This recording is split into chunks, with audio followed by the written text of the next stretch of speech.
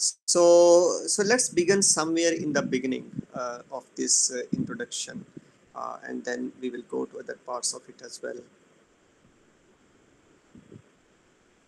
Uh,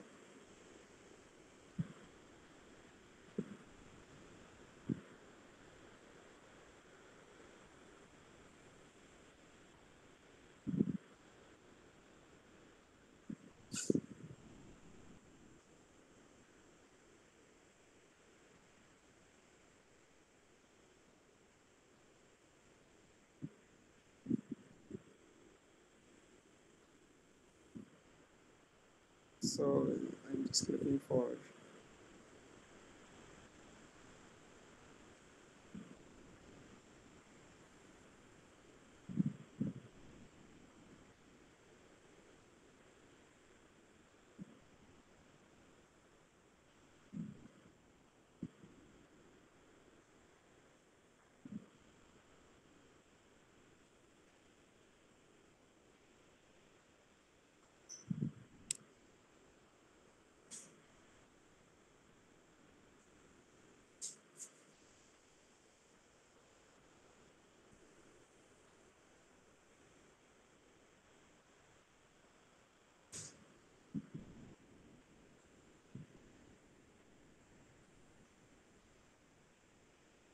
Okay, let's begin over here.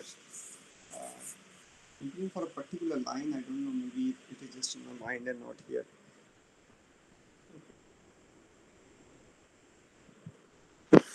Okay, so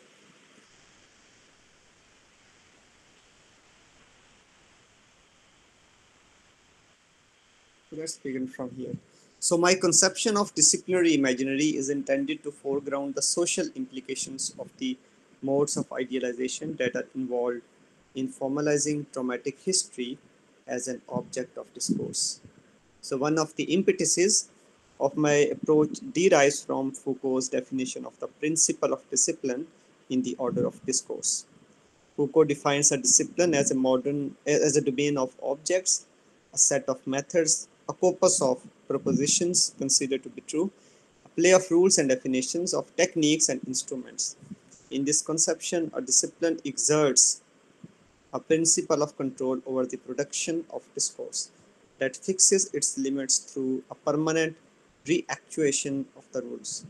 This reactuation perpetuates a discipline beyond its emergence in keeping with the contextual horizon that provisionally delineates its relation to what it excludes.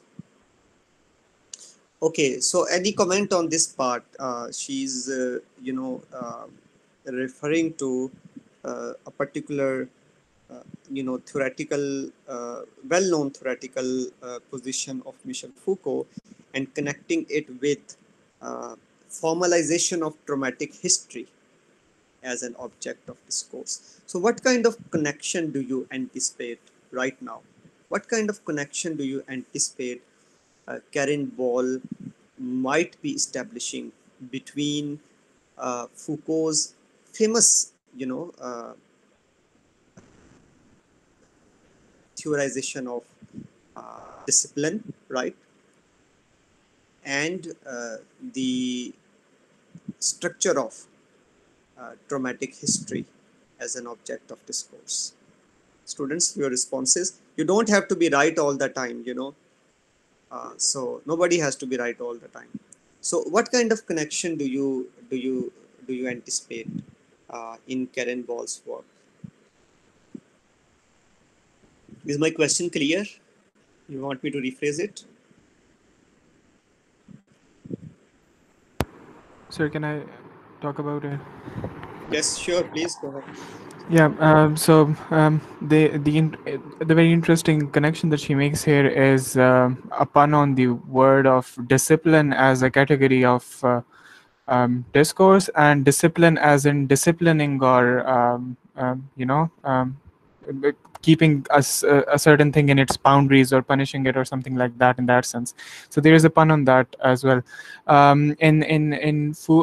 She connects it with Foucault's ideas. She says that he talks about how a discipline is kind of made through certain, it's constructed, it's not something that has something essential in it, and so it's constructed and it has certain rules and norms and stuff like that, and those rules and norms need to be followed in order to legitimize a certain discourse in a certain area. For example, historical discourse, or the discourse of trauma, or has to be in line with certain academic rules of that discipline in order to be legitimate.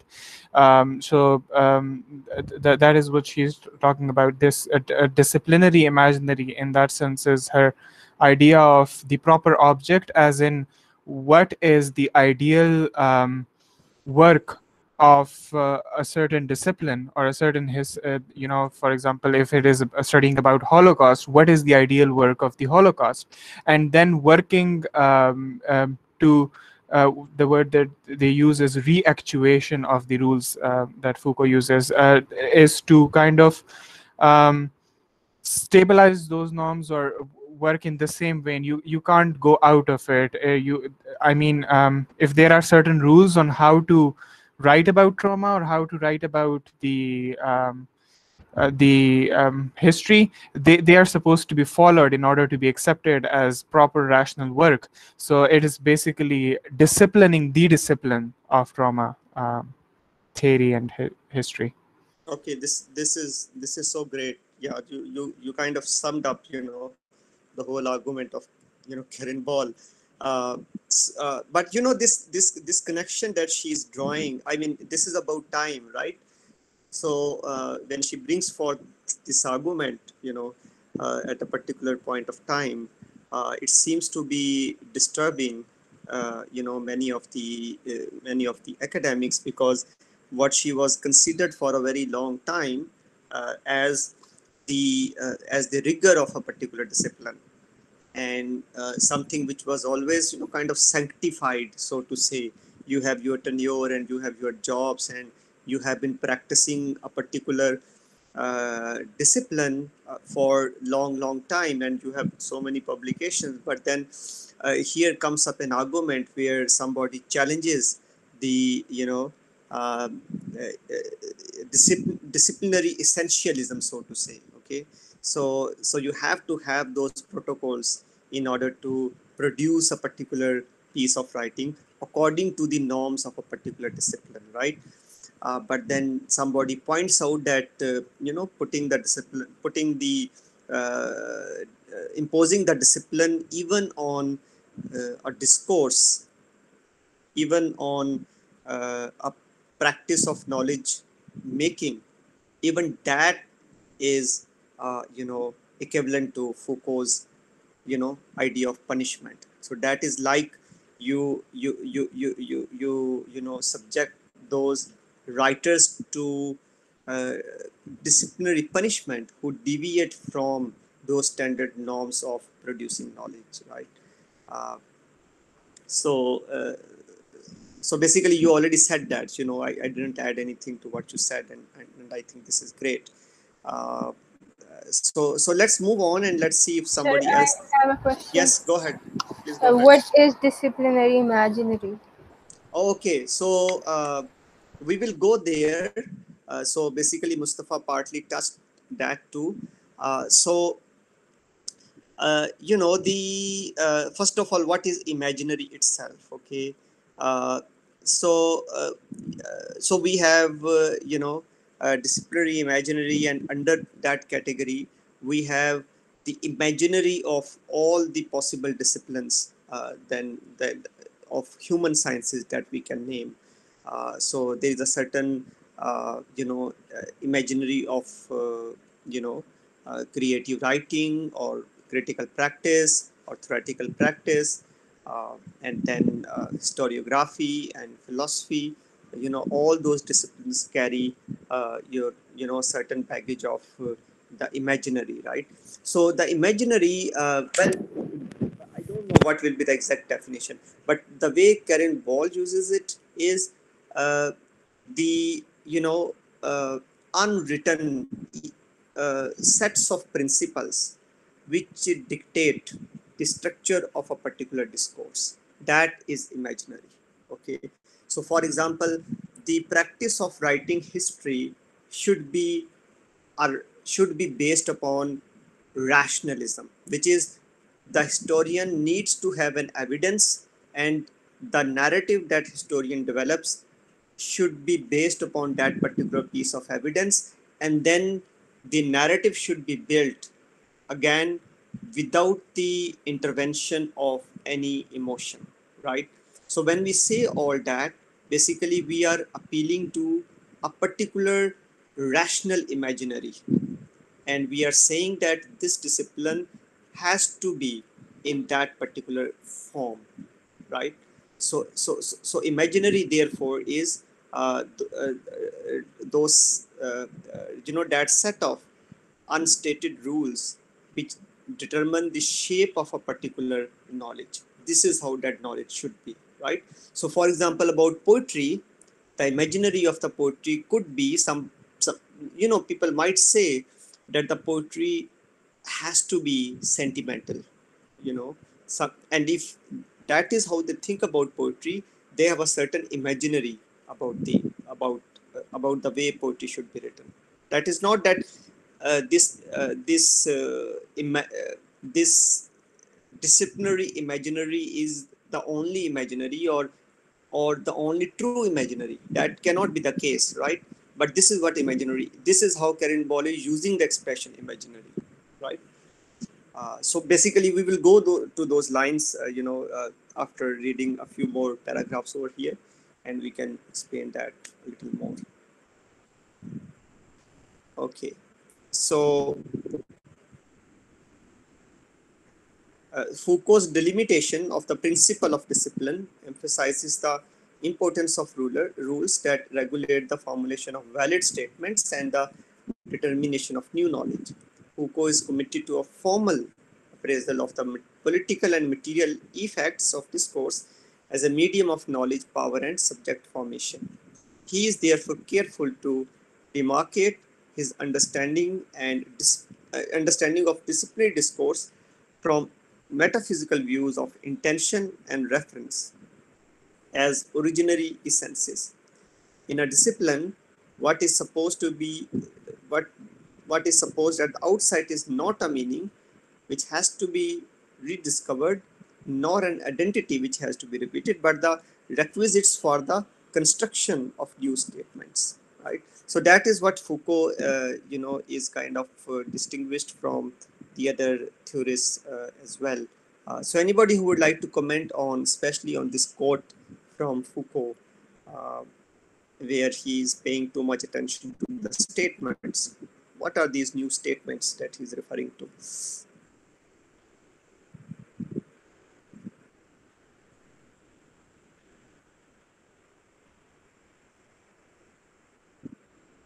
So I hope you can see this page I was reading from.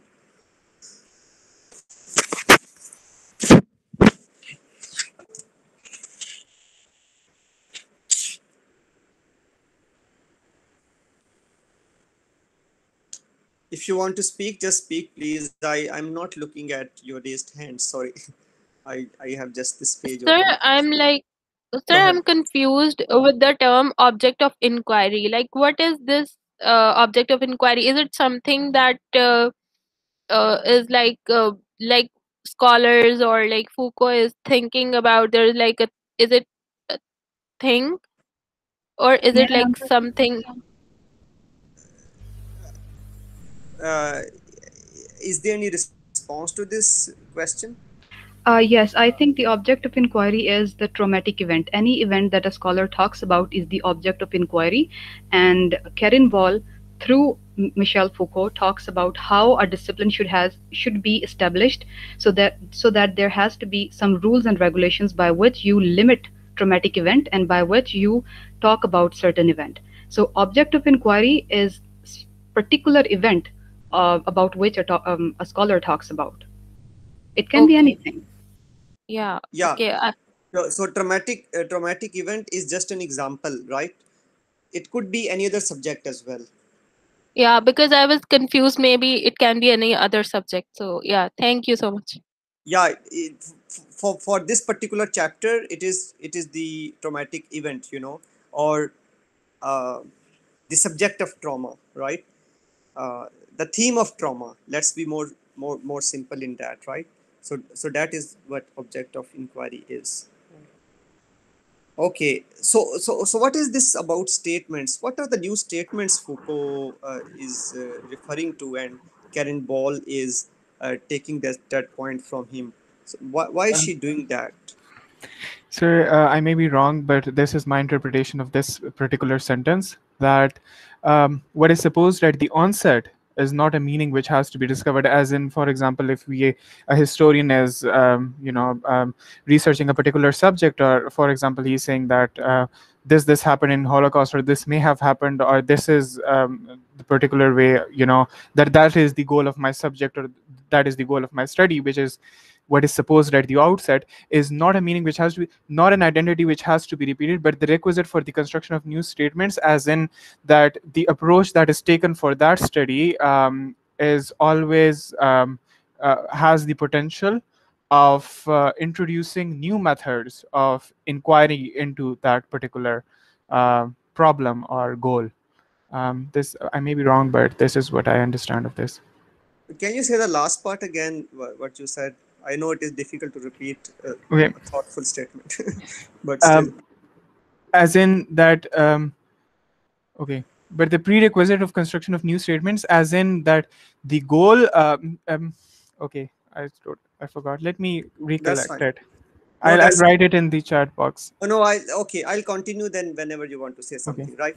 Okay, Okay, so so may I say something? yeah, go ahead, please. Okay, I think new statement. Mustafa is right here. New statement, by introducing new statement, is that you introduce empirical approach into your research. You do not rediscover what has already been discovered, but rather you come up with a new method to explore a trauma that has never been explored, or the dimension that has never been explored before. By new statement is by introducing certain method and certain rules and regulations with which you see traumatic event, and with which you rewrite, not rewrite, just write about it, and you do not rediscover or reappropriate. You create something. Okay, all right. Now, basically, when when you use this subject you, that kind of distracts us from what Foucault is from where Foucault is taking us. So by you we mean the people or the writers or the experts who contribute to a particular discipline, who write in a particular discipline, or who formulate a particular discipline of study, right? So philosophy is a discipline of study, psychology is a discipline of study, mathematics is a discipline of study, like that, right? So the when a discipline is introduced to us, or when we are exposed to a particular discipline, the makers of that particular discipline, I don't know who they are. Okay, so I'm just using it, to kind of simplify Foucault's stance. So the makers of a particular discipline, say discipline of history, uh, they are not expecting to uh, discover a pre-made meaning out of that particular, or through the practice of that particular discipline. On the other hand, they are making it possible that the new statements, the new meaningful statements could emerge out of it. Now, what is the difference between these two positions? One position is that the meaning is encased, it is encased, it is hidden in a particular discipline, and a discipline is kind of managed by a group of people, so that the practitioners of that particular discipline, the historians, should keep exploring that particular uh, meaning. That is one position. The other position is that there is no hidden meaning.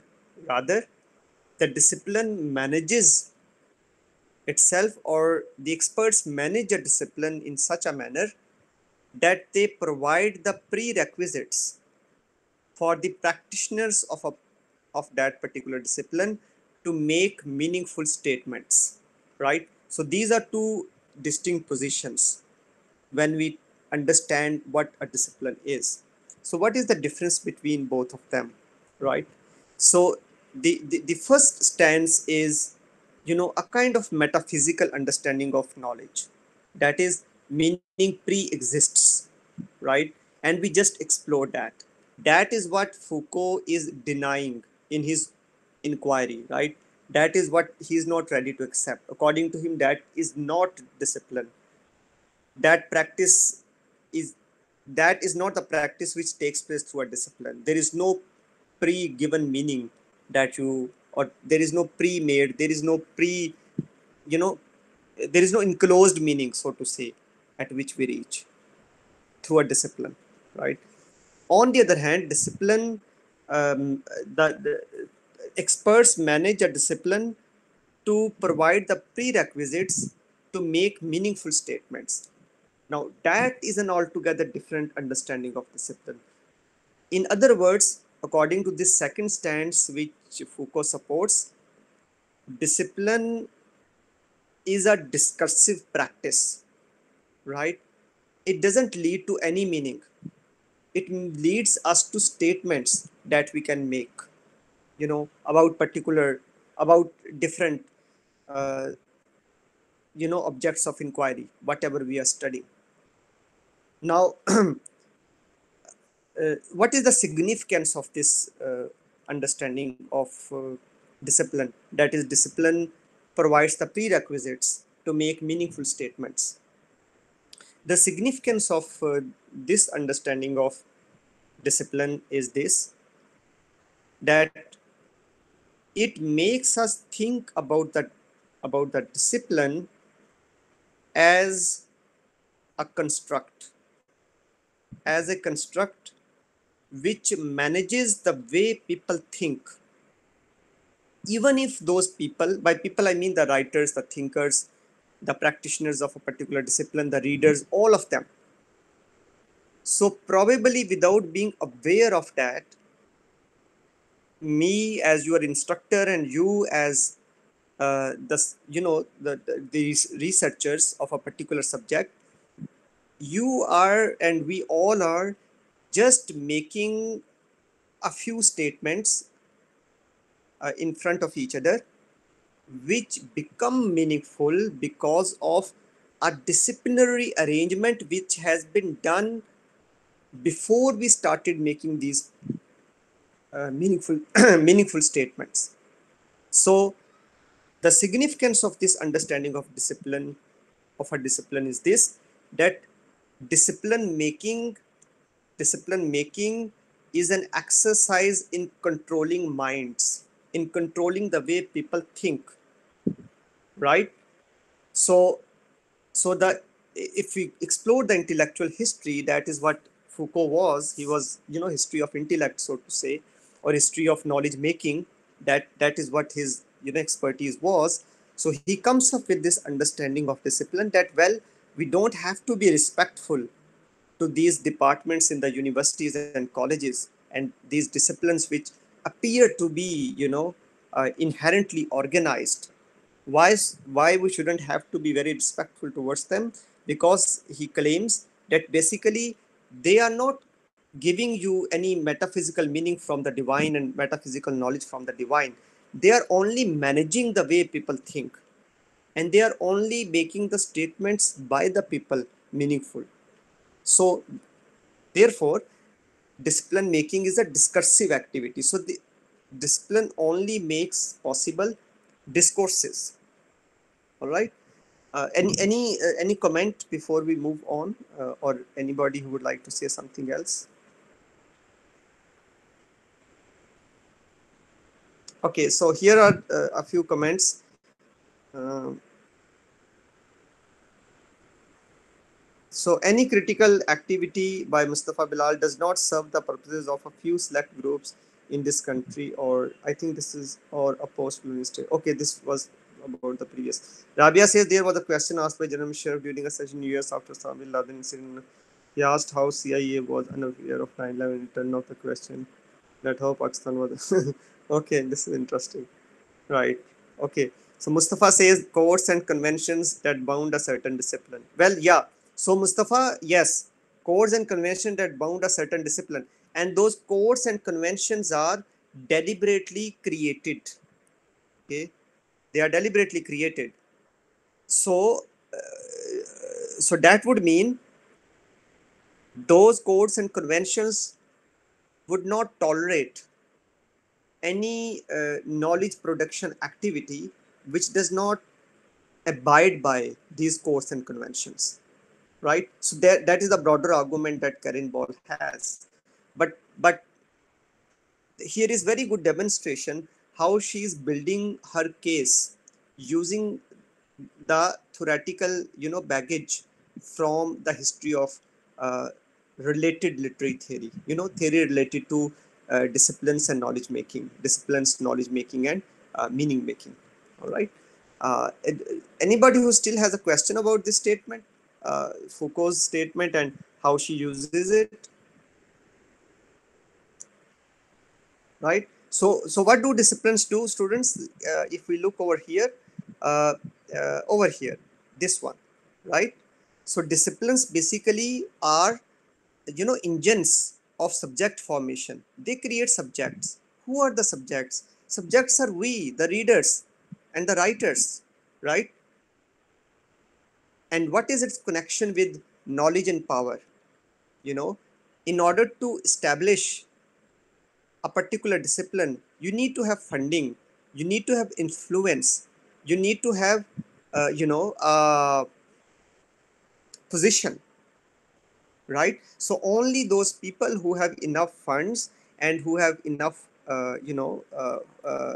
position, who have influential position in a particular, uh, social political context, only they initiate a discipline, right?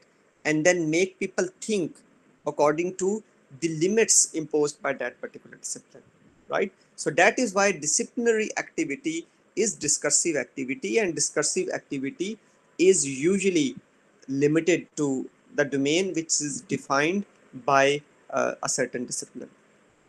Let's continue. So in keeping with Foucault's standpoint on discursive formations, right? So I hope you got this point that discipline enables discursive formations, right? So um, so we are just contributing to a particular discourse by making the statements which are meaningful within that particular discourse, right?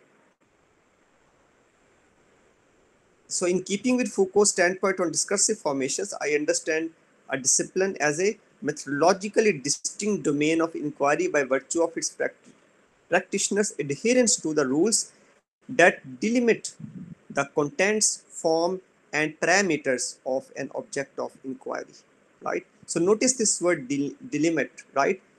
Which is drawing boundaries around something. This object is created, which is object of inquiry, is created and institutionalized through a cross-referencing among public statements about it over time, right? So discipline is kind of institutionalized through those statements which are made over and over again by different practitioners, so that a certain discipline kind of,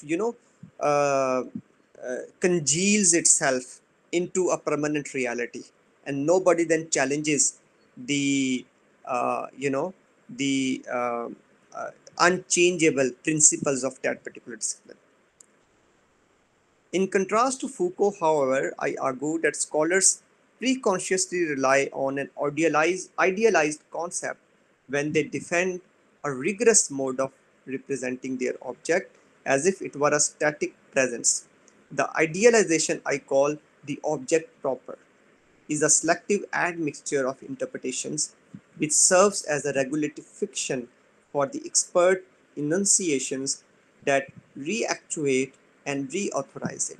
Okay, now students, let's think about this part, regulative fiction. So how Karen Ball is using Foucault, right? How she is kind of, offering a difference with Foucault and developing her argument on that. Anybody would like to comment on this? What is the point of distinction she makes with Foucault?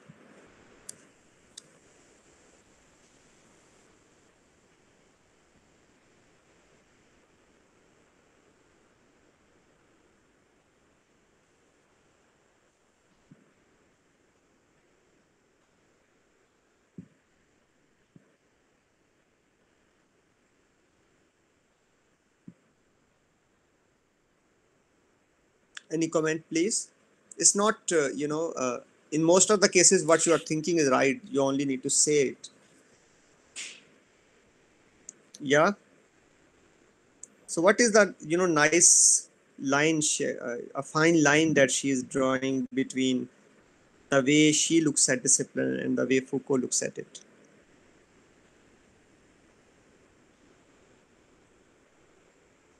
Yeah.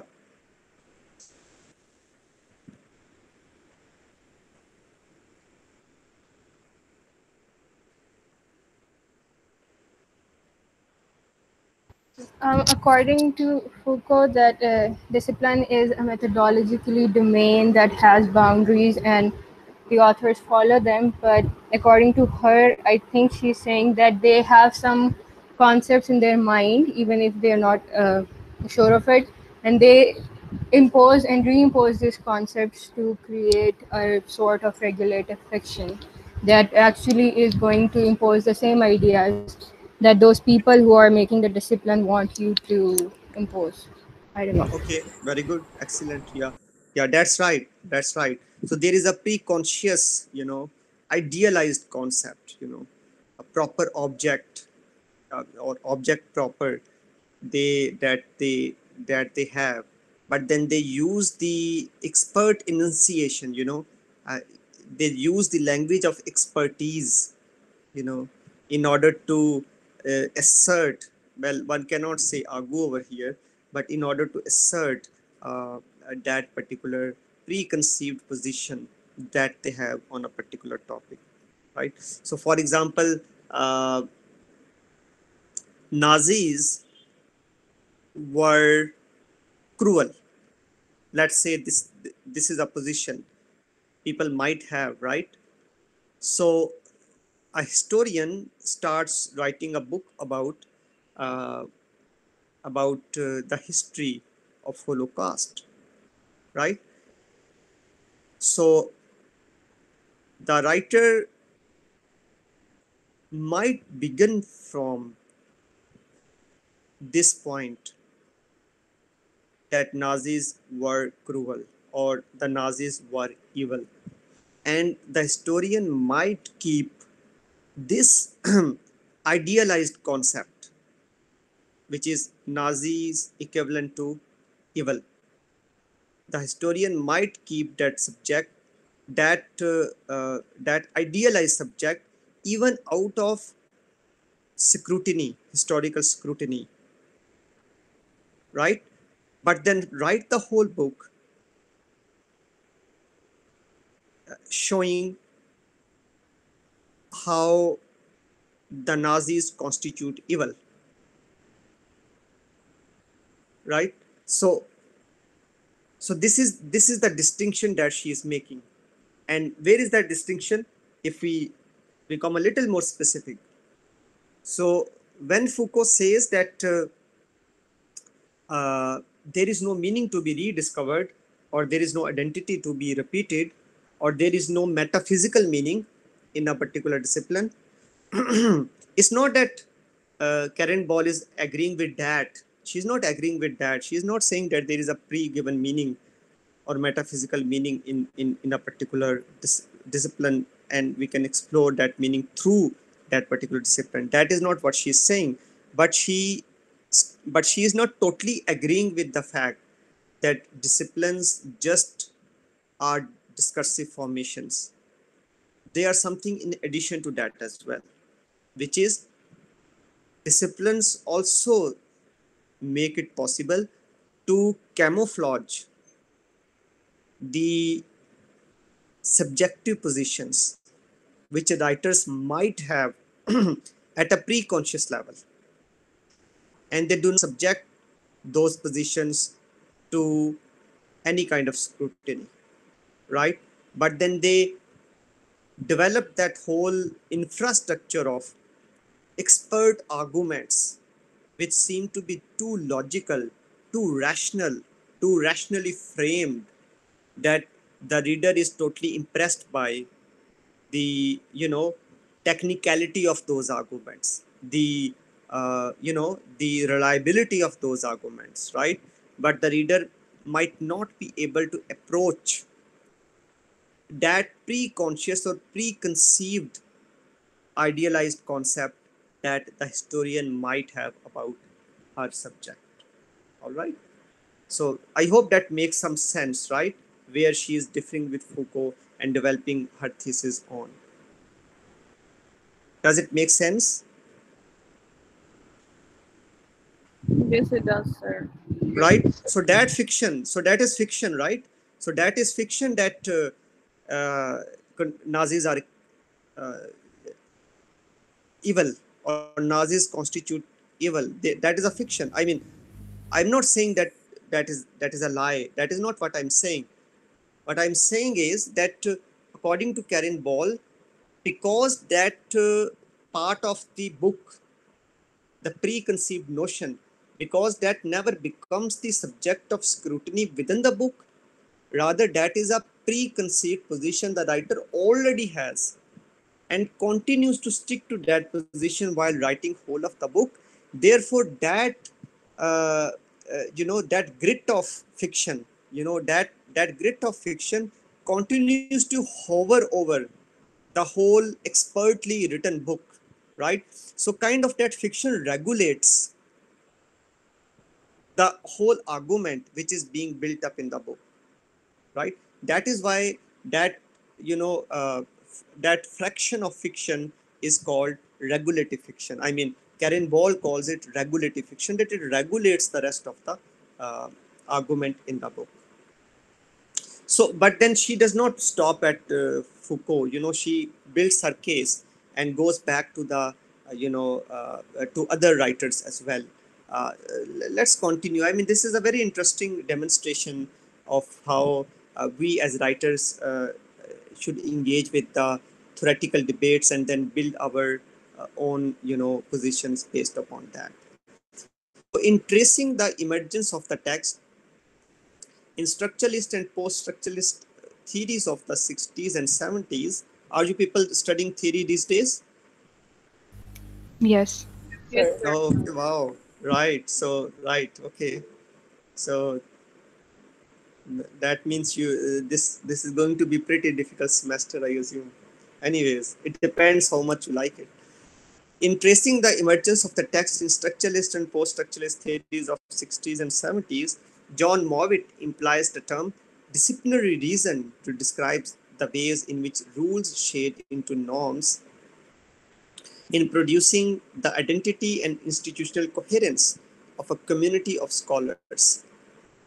Now, students, please notice the way Karyn Ball is appropriating the theories. Okay, so for example, for from Foucault, she just takes what she needs, right, and then moves on to the next writer. Okay, so from John Mowat, for example, she only takes this notion of disciplinary reason, right, and then she would move on to the next authors, right. So basically, when we say that we engage with some theoretical position while writing our analysis.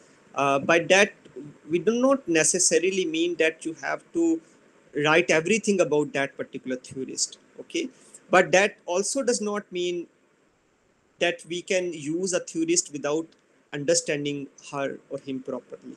Okay, so we have to take care of both of the sides,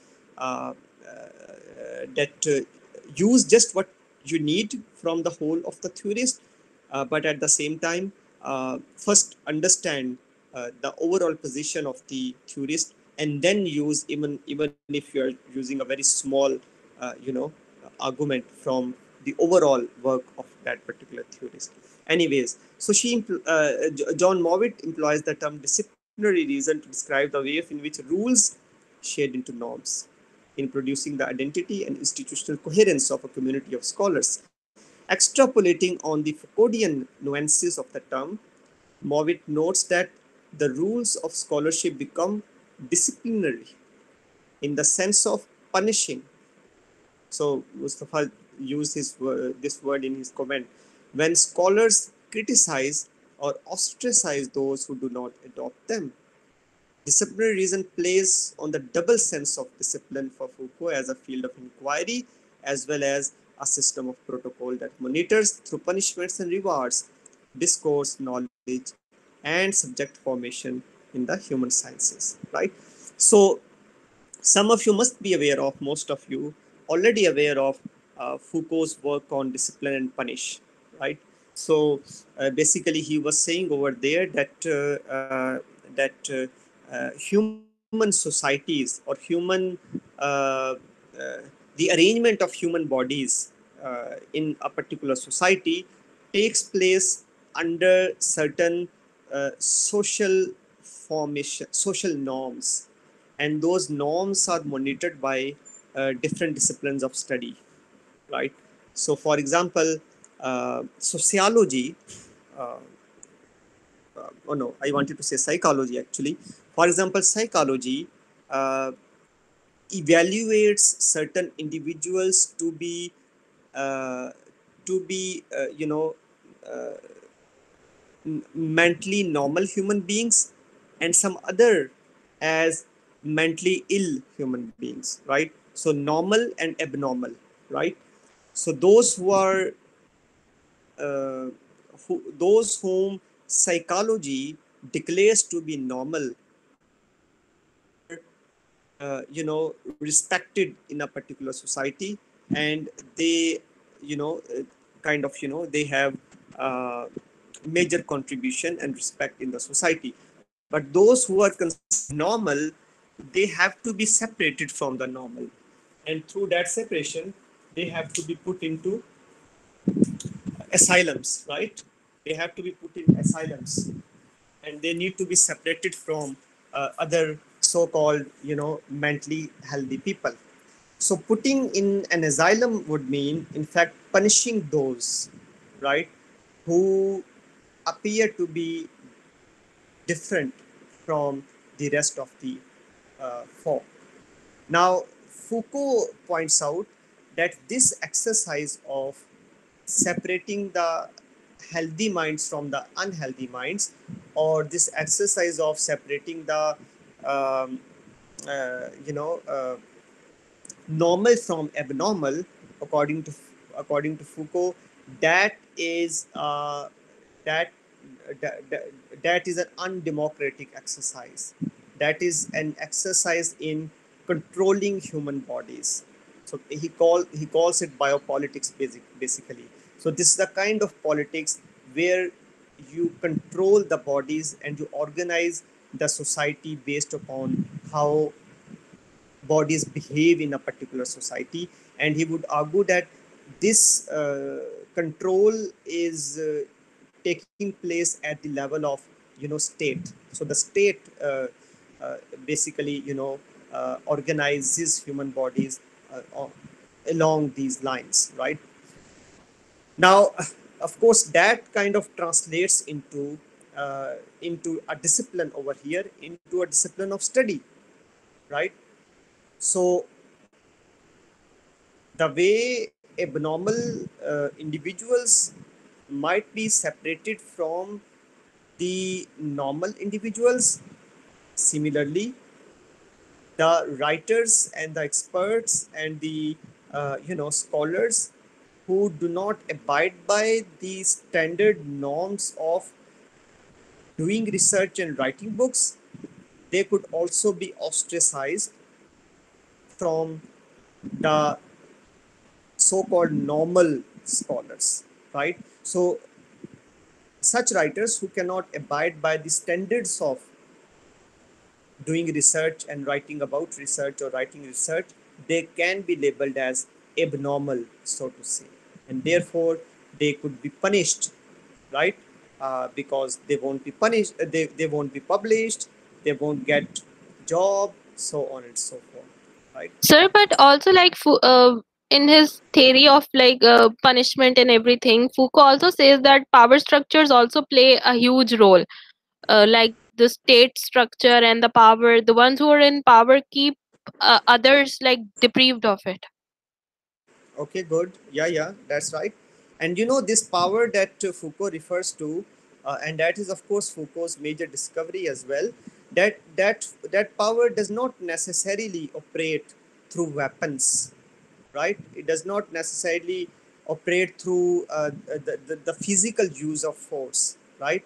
Rather, there are soft ways through which the powerful state controls the society, and those soft ways are disciplinary ways. Okay, so the distinction between normal and abnormal, for example, uh, is one soft way to control those who act abnormally, so to say, and therefore they must be put in asylums. Foucault would go to the extent of, criticizing prison, you know, the, as a way to punish those who do not obey the state fully, right? So prison is another expression of the state power. So you rightly pointed out, but I just added that for Foucault, power does not operate just through, physical means. It There are other technologies through which power operates. So you know uh, the surveillance, for example, is another way in which Foucault would say state imposes its own power, that it exposes the people, the common people, to constant visibility. In fact, this point is over here as well, in just a few lines below where we are right now. There is this point of visibility of subjects, right? So let's go there. In a 1976 interview, Foucault explains that his aim in Discipline and Punish is to show how, in the 17th and 18th centuries, a new economy of power was established. Right. So you rightly pointed out the word power at a right time, comprising procedures that allowed its effects to circulate in a manner at once continuous, uninterrupted, adapted, and individualized through the entire social body. This new form of power is efficient from the standpoint of capitalist interest because the technologies it deploys enhance the visibility of subjects, which impels them to internalize their own surveillance. Foucault derives his conception of disciplinary power partly from Jeremy Bentham's 1880 design of prison, featuring a central watchtower with wide windows facing an inner showcase ring of prison cells. So, in his characterization, all that is needed then is to place a supervisor in a central tower and to shut up in each cell a madman, a patient, a condemned man, a worker, or a schoolboy, right? So look at the equation of the categories. A madman and a schoolboy fall in the same category, right? So basically, people from all walks of life. By the effect of backlighting, one can observe from the tower, standing out precisely against the light, the small captive shadows in the cells of the periphery. They are like so many cages, so many small theaters in which each actor is alone, perfectly individualized, and constantly visible. So Foucault's microphysics of discipline diffuses a notion of centralized power as the property of a repressive state. He explains how dispersed relations of control are rooted in a social network, right? They proliferate subject positions with their respective norms and thereby produce discourse as well as docile bodies and even populations that behave in the proper way rather than merely hemming in identity, speech, action, and desire. So, anybody would like to comment on this quote as well as the part under it, starting from microphysics of discipline?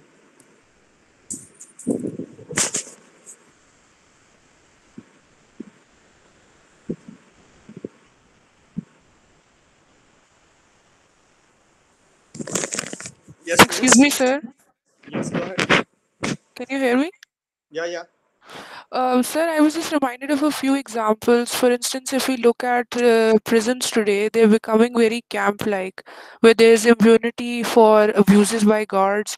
And if we go back in history, and even still today in war zones, there's this tendency for colonies to be seen as states of, you can say, exception. So the rights which apply to the homeland, they don't necessarily apply to the peripheries.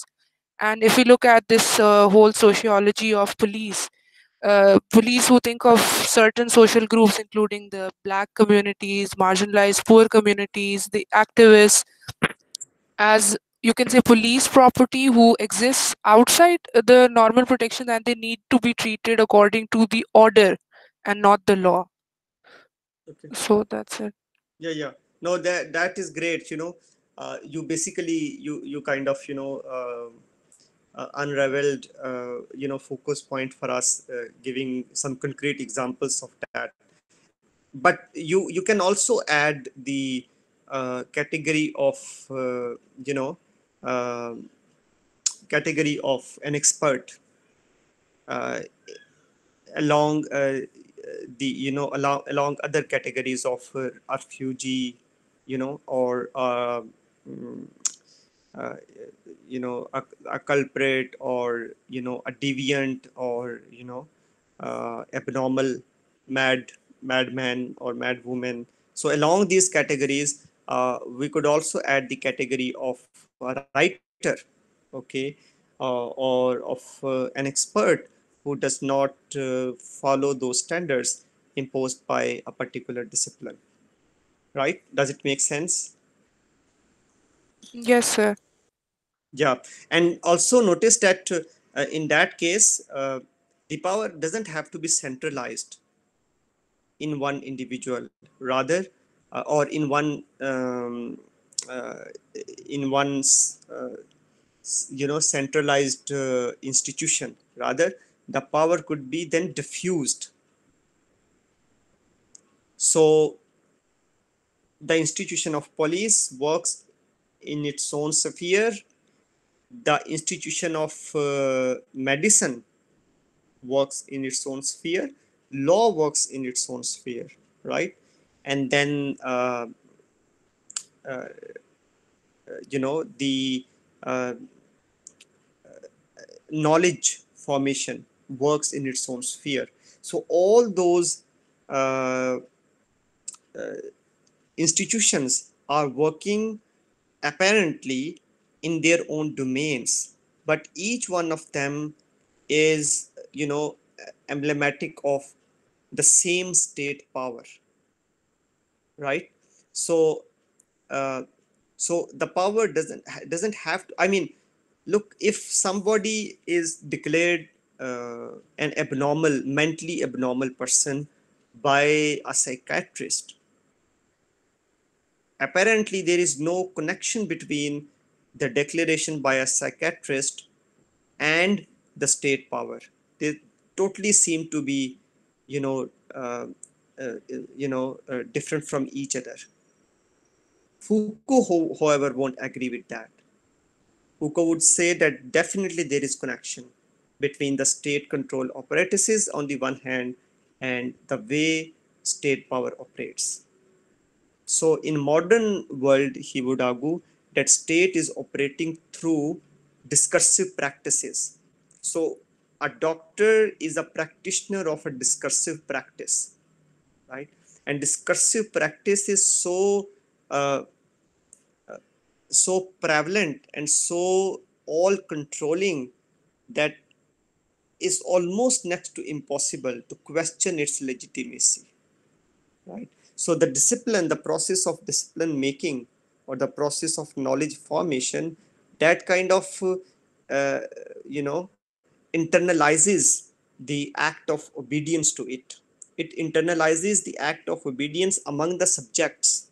So we all, without ever questioning or even doubting the legitimacy of any of these institutions, just submit ourselves to it, right? But then Foucault would point out that is how discursive power operates, right? It it creates docile bodies, the bodies which are willingly subject to and ready to abide by the rules established by that particular uh, discursive practice, right?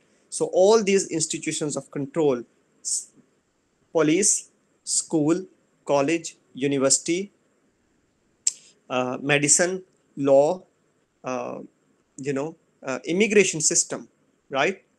Uh, you know, and many others. They are states' discursive practices for controlling the population. Anyways, let's go on, move on. Okay, now let's go back a little bit in the beginning, and then we will come back to page 7 to understand what is her post-positivist position.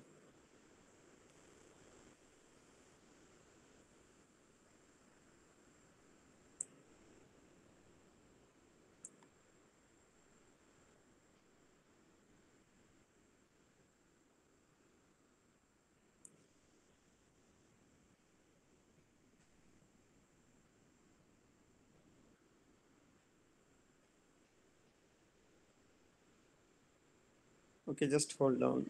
I think for the sake of, okay, let's read first this part and then we will go back there because it will give us some background. Okay, now this we need to read this part until here, because it will give us, a kind of summary of the major arguments. I mean, background arguments, not exactly the arguments. Okay. So anybody who would like to read loud this part, if where you feel like stopping, you can, but starting from the top. Sir, Goldhagen's I can. impropriety. Please go ahead. Sir, should I start from the very first The line? top. Yes, the reward. The revered German historian Hans Momen concludes his critique of Daniel Godin's Hitler's willing executioners with a careful, considered judgment.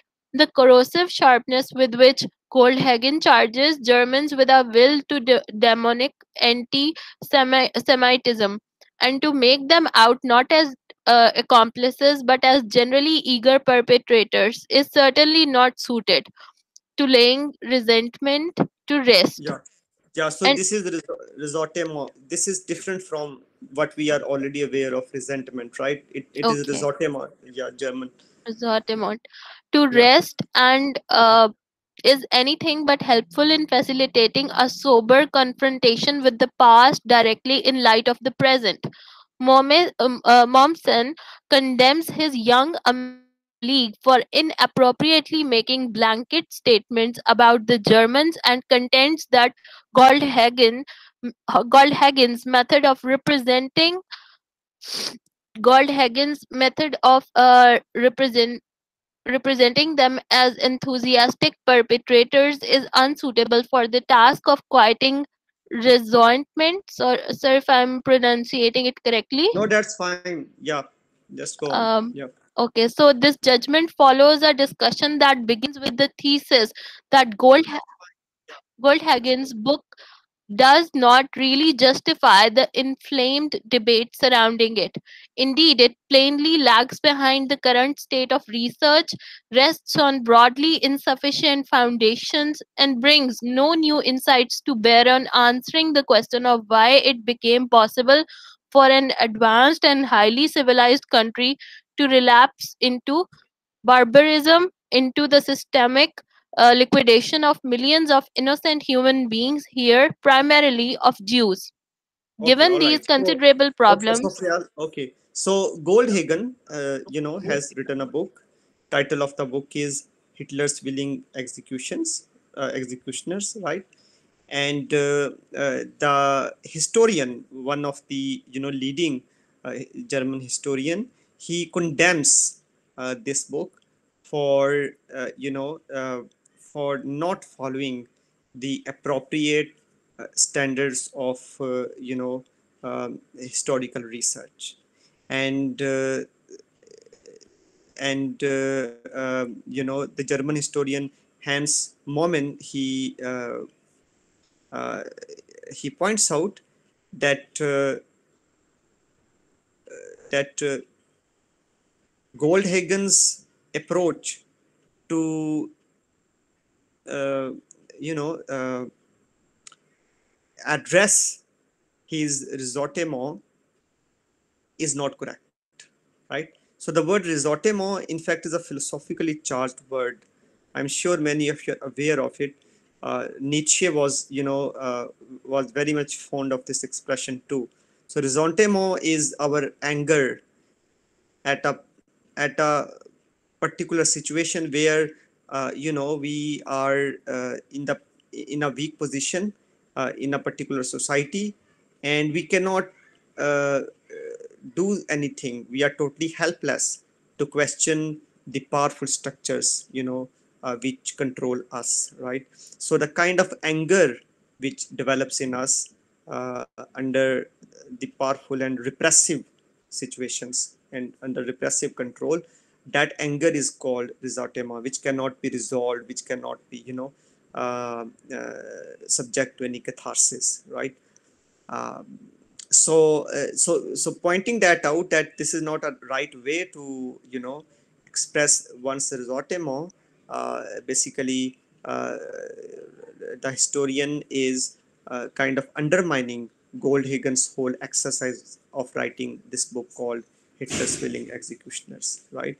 So as if he's making fun of him, saying that, well, uh, if you need to lay down, if you need to uh, uh, uh, address your resentment, then you should use some other strategy rather than writing a book which is historically inauthentic, right? So please continue from here.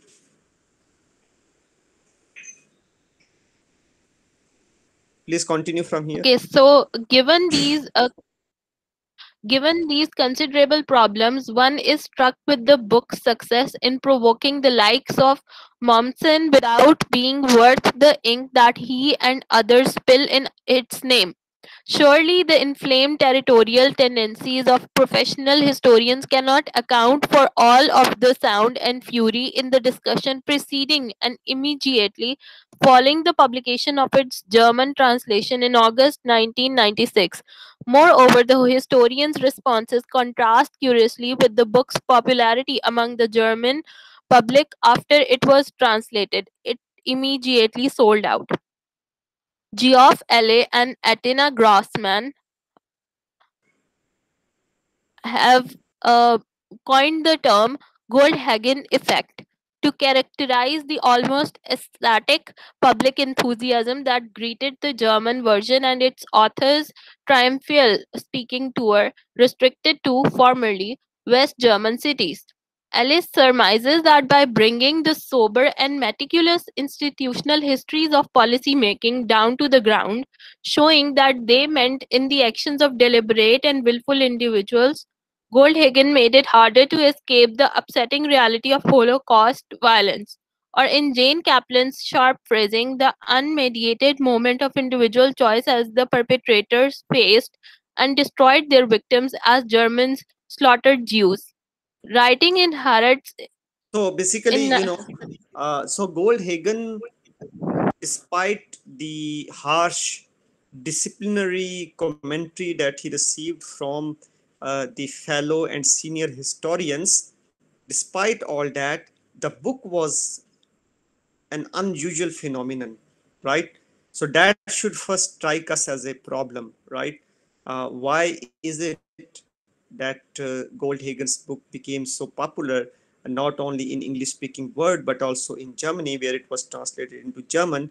That should first strike us as a problem. So let's find why. What was the reason that book became so popular? Yes, please continue. Writing in Harrods in 1997,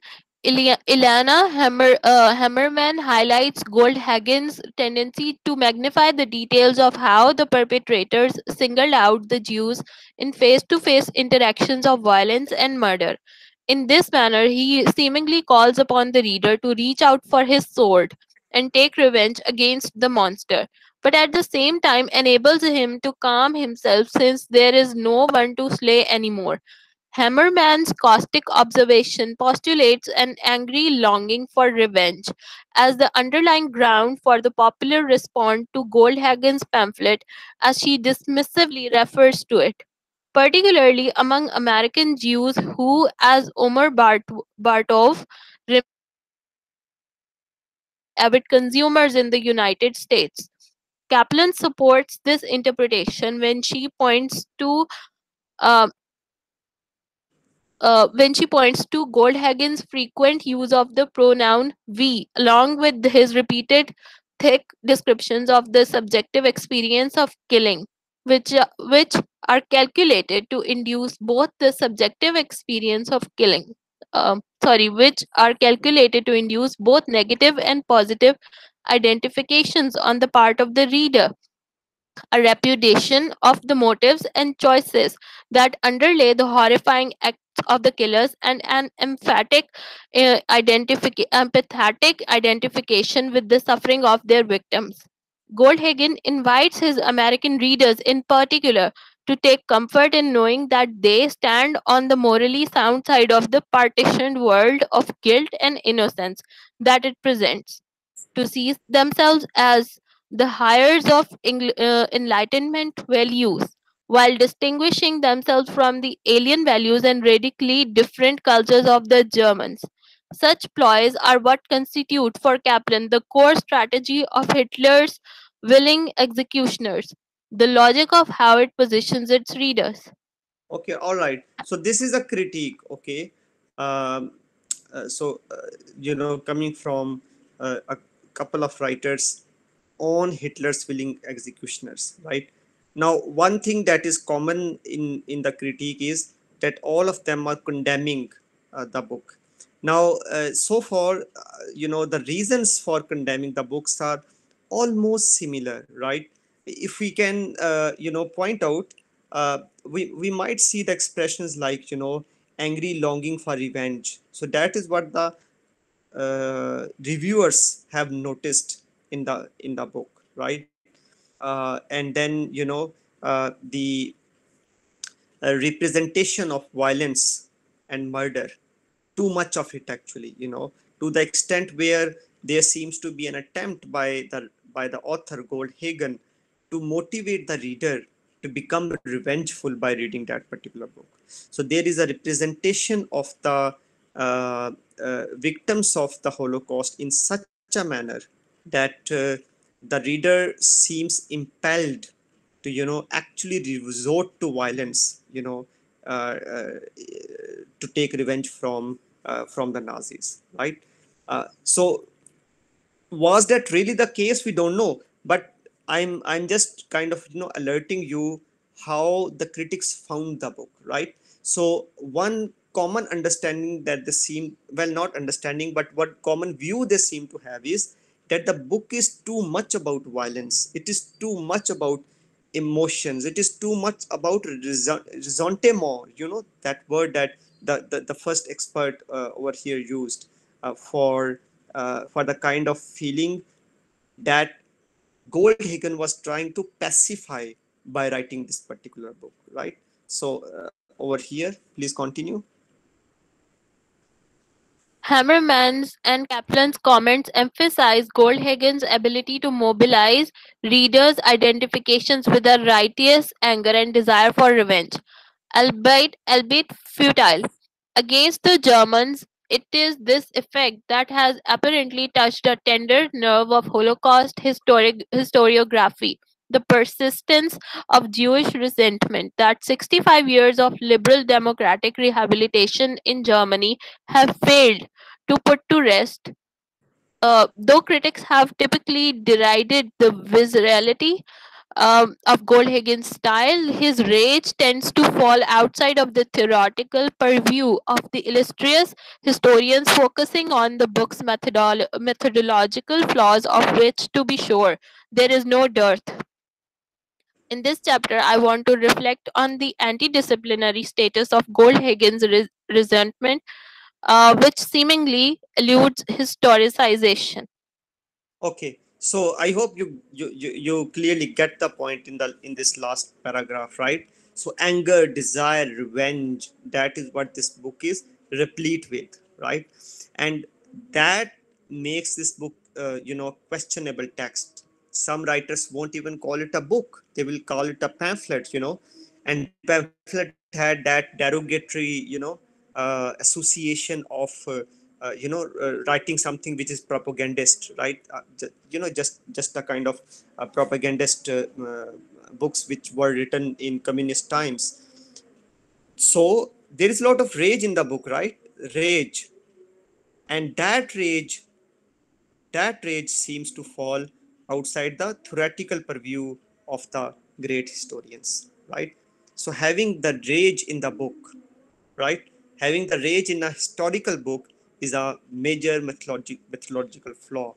This is what the experts and the reviewers and the critics of the book would say, right? And so with the background that we just discussed previously, keeping that background in mind, this just makes perfect sense why people would call, why the critics would call a rage filled book a methodologically flawed book, right? So Karyn Ball, wants to reflect on the anti-disciplinary status of Goldhagen's Rhizanthema. And that anti-disciplinary status of Goldhagen's Rhizanthema seems to elude the historicization.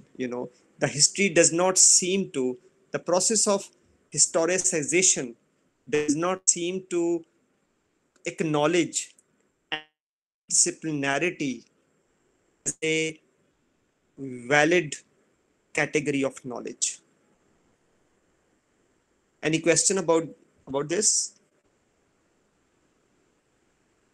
students, so far, or any comment?